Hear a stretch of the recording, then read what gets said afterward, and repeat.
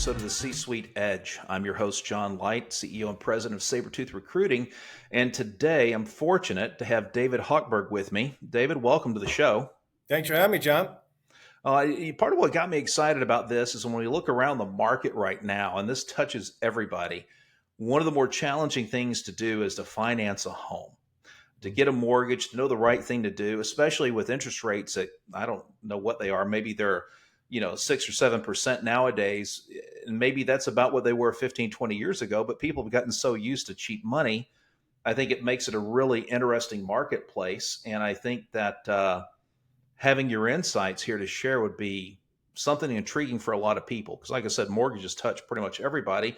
So to get started, David, could you share with us maybe a 90-second rundown on your background, what you do, and what brought us together? All right. Well, David Hochberg, thanks for having me again, John. David Hochberg, work for a company called Lower.com. It used to be Homeside Financial. I'm a vice president of lending, overseeing the Chicago market. My partners and I in the Midwest do about $1 billion worth of loans in a normal year and a little over 1.6 to 2 billion in a good market, which we haven't seen in the past 30 months. So we're itching to get back to those times. We concentrate on residential mortgages, 1 to 3 unit, primary residence, second homes, non-owner occupied residential properties, specialize in helping the dent, scratched, and damaged borrowers that most lenders don't want to work with. Mm-hmm. We pride ourselves in taking the borrowers that have been discarded and don't get the call back, and cleaning them up, helping them enhance their credit, establish their credit, coming out of a bankruptcy, coming out of a divorce, maybe a death of a spouse, maybe lost their job, had a foreclosure back in the day, had to move in with their parents into the basement, get them out of the basement and back into the world of home ownership. So that's what we do. Man, no, that's a lot. And I tell people all the time, two of the most intimate things you can get involved with any customer or client. Number one is their finances, especially relates to their home. Yep. And number two is their career. Yep. Right? Because the last thing you want to do is jack either one of those decisions up or to mislead somebody or have them not really follow the right path because the level of communication and candor isn't there. And that takes rapport. It's hard to build. But part of what's interesting to me, and you and I were chatting about this briefly before we started recording here, is the lack of home inventory in the United States relative to demand. Now, of course, things have to find balance, right? But the numbers you were talking about earlier is what we're 14, 15 million units out of whack right now. Yeah, we're net 1 million units a year after the '08. I got the mortgage industry out of the scrap iron and metal industry. I know you're thinking it's very relatable, which it isn't, but got out of college, went to the scrap industry in about August of 2000. Saw my friends making a lot of good headway in the mortgage industry, making a good living. So I left the scrap industry, went in the mortgage industry.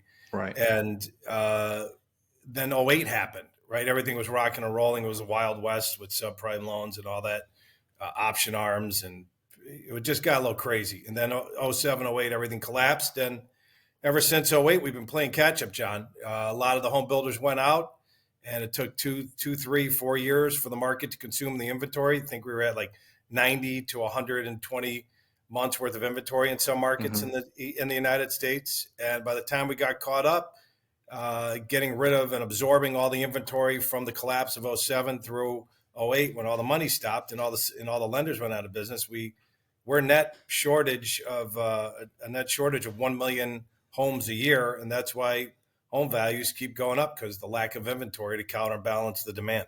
Man, mercy. And you deal with that plus higher interest rates, and it makes it a really challenging market for a first-time home buyer or someone looking to just move for a job, for example.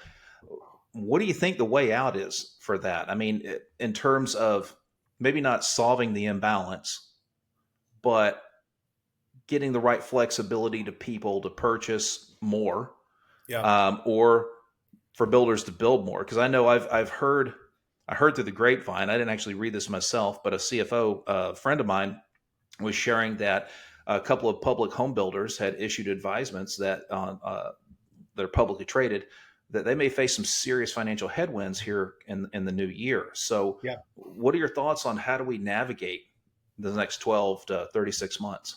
Well, there's a model already in place up in St. Paul, Minnesota that I've been harping. I have a radio show here in Chicago, 3 hours in WGN radio, and I've been harping on the show that if you take a look at what St. Paul, Minnesota did a couple of years ago, they Mm-hmm. got they have the same challenges that everybody else has.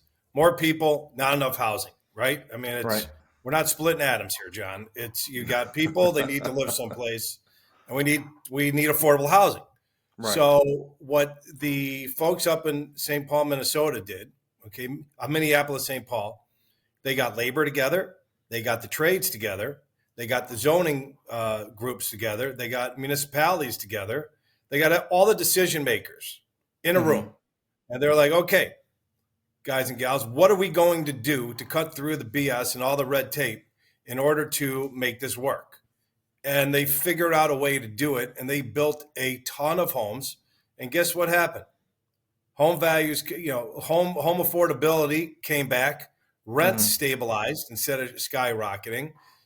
Commercial real estate to support all of those new apartment buildings and all of those new residences that were built, all the condos and the rentals Mm-hmm. started filtering in because those individuals that were living in those units needed dry cleaning, they needed dry goods, right? They needed all the different types of services that those commercial properties owners take up, and all the Mm-hmm. services that are provided, the subways and the small bars and the wine shops and the cheese shop, they all filtered in, and Mm-hmm. it was successful. And the challenges for big municipalities is just take a look at what St. Paul, Minnesota did, right? And Minneapolis, St. Paul did, and copy what they did. It was a success. I mean, here in Illinois, we can't get out of our own ways. They keep preaching in Cook County, where I'm in Chicago, affordable housing, affordable housing, affordable housing. That's great. Sounds great. Sounds good on a bumper sticker. Sounds great when you're running for office.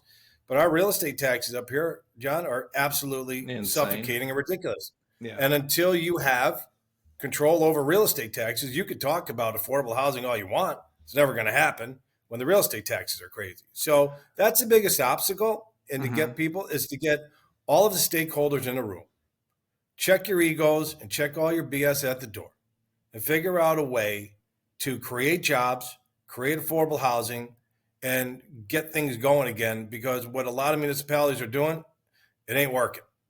Let me ask you a question about the St. Paul thing, because you mentioned condos and apartments and Yeah, multifamily. What about SFRs? And let me contextualize that a little bit. I grew up in a generation, and I think that you did too, where having your own property, having your own home is part of the American dream. And that sure. means you're not renting it. You're owning that bad boy, even if you own it with a bank for a number of years while you pay it off. Um, but I'm curious, the solution there in St. Paul, was it inclusive of primarily rental properties, or were individuals having better opportunity to own a home and develop the value that comes with that as part of the process? I think part of the community, it was a mixed use type of complex. You had rentals, Yeah. and you also had condos as well. Okay, Mm-hmm. and you're like, well, the condos are not single family homes. 100% right, Mm-hmm. but there are owners of single family residents that want to stay in the area that will Mm-hmm. downsize into a condo, which will free up the stock in that single family, the SFR, as you mentioned Mm-hmm. earlier, which is single family residence. You've got to you got to have a location for where those individuals are going to move to, right? Like I live in Yeah. Northbrook, Illinois. Okay, 33,300 people. The average home probably up here in a single family home for a 2,500 square foot home is about $600,000. It's just crazy. Okay, you're Yeah. not going to come in here if you're right out of college trying to buy a home. It's not happening. It's way too expensive. We Mm-hmm. have a Northbrook Court about 10 miles from where I'm at, 10 minutes from where I'm at. They knocked down a quarter of the mall to build apartment buildings and condos, right? Mm-hmm. They knocked it down, but they haven't built anything in 5 years.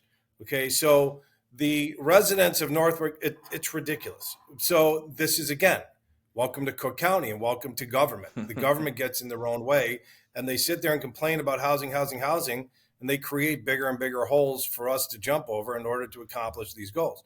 So if there were, I don't know, 200 to 300 units over there, right? Some residential, some condos, some townhouse, some planned unit developments, you will have homeowners here in Northbrook sell their homes and move over into those brand new, spanking new homes with low maintenance, right? You got homeowners in their 60s, 70s, and 80s that don't want to shovel, right? That don't want to have to cut the grass. They just want to be able to operate, come and go as they want, not have to deal with any of that anymore.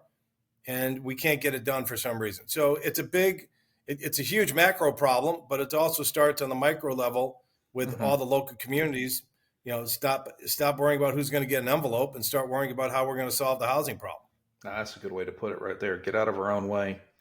So let me ask you this. So you're sitting there and you're helping people get through the underwriting process. You're selling them a loan. You're selling them a financial instrument. What do you think is going to be happening? And I know this is asking you to prognosticate. This is a little maybe a tad unfair, but I am curious. Will interest rates in the near term, say over the next 3 years, ever get back to what people got used to seeing 4 or 5 years ago or longer? Well, what we saw, so let's go back. January 2000, rates dropped to the lowest level. I got in the industry August of 2000, okay? And in January 2020, the entire industry saw the rates drop into the high 2s, low 3s, the lowest we've ever seen. The entire industry locked 2 months worth of loans in 4 days, okay? So it's like the boa constrictor. It was a jailbreak. Okay. I was like, this is great. We're going to all start out 2020 with a bang. Literally my entire industry from Bangor, Maine to San Diego to Honolulu, up to Anchorage and down to Key West. Every mortgage broker in the industry was just calling up their lists and calling people to refinance. And we locked 8 weeks worth of loans in 4 days. Okay. So that's January 2020. Okay. So it takes about 6 to 8 weeks for the entire system to process all of those loans. I mean, that's a lot of loans. Oh, yeah. So what we saw is Monday, Tuesday, Wednesday, Thursday afternoon, we started seeing rates tick up to slow the flow. And then Friday, they jacked the rates up to stop it. All right. You got what you got. Let's process all this stuff and get it through the system. Okay. Right. So we process it, John, by the beginning of March 2020. Okay. Now we start hearing some stuff. There's people on a boat that won't get off the boat. There's this virus going around. By the middle of March, it was a pandemic, and we all thought we were going to die. Okay. And it was literally stay in your house. Nobody moves. Get your masks out, wipe everything down, put your clothes in the garage and, change into your pajamas in the garage. It was crazy time, right? We all made it through. And my partners called me up and they're like, hey, we got to start creating our lists. We're going to have to start laying people off because rates shot up. Okay. Right. Rates went from whatever they were. They shot up because there was so much uncertainty. And I go downtown Chicago every single Saturday to do my show. And it was literally like nothing I've ever seen in Chicago, right? I'd get on the expressway at 6 o'clock in the morning, 7 o'clock. It would usually take me an hour and 15 minutes for my house to get downtown Chicago. 20 minutes door to door. It was like the flipping Autobahn. I mean, it was horrible. It was horrible, but awesome still. Yeah. It was great. I mean, if you were doing 80, you're getting flashed to move over, right? The other 3 cars that were on. We call that defensive driving on interstates in Texas, by the way, 80. It was great. I mean, here in Chicago, you get up to 80, there's 17 cops pulling you over. But, we were flying, and then I'm like, listen, you could have rolled a bowling ball down Michigan Avenue, okay, which is the main shopping district downtown Chicago. You wouldn't have hit anybody because everything was shut down. So I'm like, there is no, and I lived through HARP 1 and HARP 2 and the collapse of 07 where they, we had all these 60 to 80 to 120 months worth of inventory. And they came out with the $8,000 first time home buyer credit to stimulate, consumption of the inventory, HARP 1, HARP 2 and all that stuff. I'm like, we're not firing anybody. They have to do something to get these rates down to stimulate this economy, or else we're in a world of hurt. And I was getting calls from people I did executive loans in February I did executives at major hotels. I won't give the name out. They're like, they just laid everybody off in the Pacific Rim and they canceled all of our bonuses. This was January, February before it got crazy. So you knew a tidal wave was Yeah. coming. And I'm just like, listen, the world economy is going to be on its rear end here. And the Fed is going to have to do something like they did in '08 to get this thing going. And bingo, I'm not the smartest guy in the world, but I mean, you could see it. And lo and behold, we had an unbelievable run, right?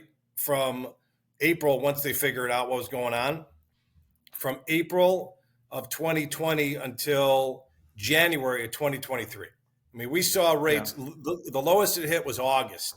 The 10-year note hit 0.5 and change, 5.3, 5.55. We saw 30-year fixed in August. Whenever anybody says that they've got a 30-year fixed at 2.5, I'm like, you locked in August, didn't you? They're like, how'd you know that? I'm like, I've been doing this for 24 years, right? I kind of lived through it. So, yeah, if we get down, we're never going to see that again. And if we do, you better have a lot of ammunition and a lot of freeze-dried food in your basement because there's going to be an Armageddon going on, all right? Not that I'm encouraging people to buy guns and ammunition and stock up on freeze-dried food, but I really hope the only reason we got down to the twos, John, on the 30-year is because of what we went through you know, with the pandemic, and I don't want to go through that again. But you think something sub 5 is realistic in the next 3 years? Do you think it's going to stay in the sixes?